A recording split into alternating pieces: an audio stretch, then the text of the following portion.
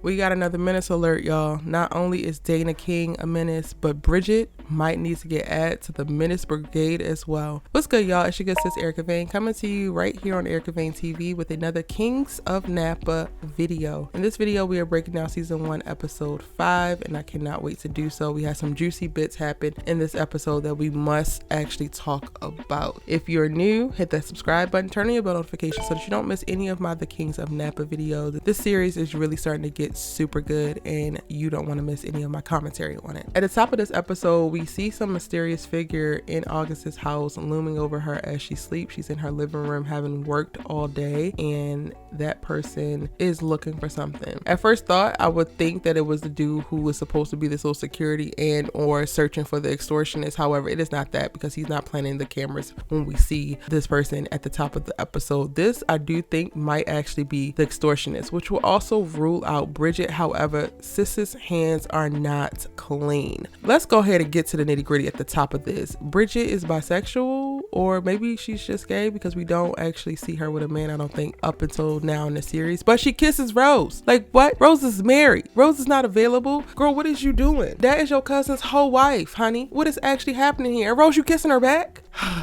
This King family and all they mess that they got going on, y'all, literally every single episode, more and more secrets get revealed, and I don't know how to handle it. In this episode, August is continuing to run the company, try to launch this dessert wine that seems like it's going to be a huge disruptor to the industry, so I love that for her, while serving amazing looks. Like, can y'all get into this little pink number, this little pink retro number that she's given with the powder pink lips? You better serve, August. You look amazing, honey. But in this episode, she's trying to run the company. Christian messes up with these grapes, leaving some grapes out, potentially compromising like 5 or 10% of their yield, and potentially compromising what they're going to do with the dessert wines. She's trying to handle all that, y'all. Then she still has the extortionist thing to try to figure out. They got Otis up in the hospital trying to hold him, but she finds out, that Otis is actually not the one who was extorting them. Otis was just stealing a few grapes because he wanted to make his own little line on the side, y'all. He had a little thing brewing. He was just snatching a grape or two here and there. It wasn't even that deep. So then they get put back into the situation of, well, if you're not the extortionist, then who is? And honestly, y'all, by the end of the episode, we still don't find out who the person is. However, all signs are starting to point to Bridgette, because as Christian found, the little weed poison vine killer in Bridgette's bag last episode, he brings that to August's attention in this episode. And I like that August is much slower to move in this episode. She doesn't want to actually believe it. She wants to try to figure out if there's something else. They decide to actually bug Bridgette, which ultimately becomes an issue because Dana is watching this bug at the same time that Bridgette is making a move on his wife, and it's just like, y'all are so messy, but it is so good. I love that August confronted Dana in this episode, because we saw her actually talking to the sommelier and the woman who was actually in charge of bringing the dessert wine to market, and she lets her know like that she got to do something about Dana. She has to reel him and get more control, or get to a common ground with him, because he is going to literally sabotage everything moving forward until he gets to a place where he's actually okay and he can focus on the work. And what you would think that would mean is that she's going to actually fire him, which is what he actually thought that meant. But in real August fashion, because she is a wonderful diplomatic leader, I think like she was definitely the perfect person chose to become the president of this family business. But what the truth is that she was going to actually step aside and help let him be co-president with her and put somebody else in his position, and he finds out about it thinking that she just wants to fire him. And then that finally becomes the thing that August needs to go ahead and disassociate from any type of coddling that she has been doing for Dana, because I definitely think that she has been. Like, August has watched Dana come for her, disrespect her, dismiss her, just be,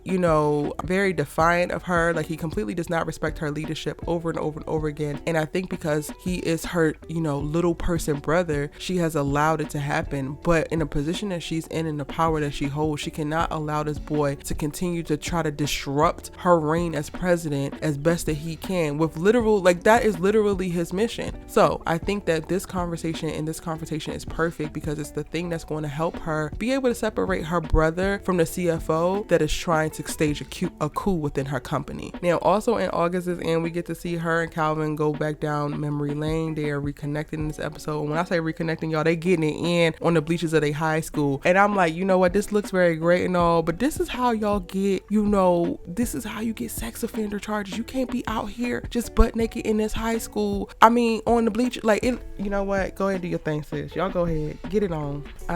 I'm hating. It's fine. It's totally fine. I'm hating. It seems cool. Sis had her whole little cheerleader uniform on and everything. Calvin's sitting there cheesing like a Cheshire cat. Dude was in heaven. Go ahead and give it. Okay? Go ahead and give it, y'all. I ain't mad at it. I will say though, like, while Kelvin has been playing in the background and, they have been getting closer, something ain't right. I don't know what it is, but he got something going on with him too. And honestly, I'm looking at everybody like that, y'all. There's something with everybody except for August, because literally every time you turn around, there's a twist or there's a turn. Now, the episode that Bridgette decides to make a move on Rose is the same episode that Rose is able to convince Dana to take himself to the fertility doctor so that they can work on their family and they want to have a baby.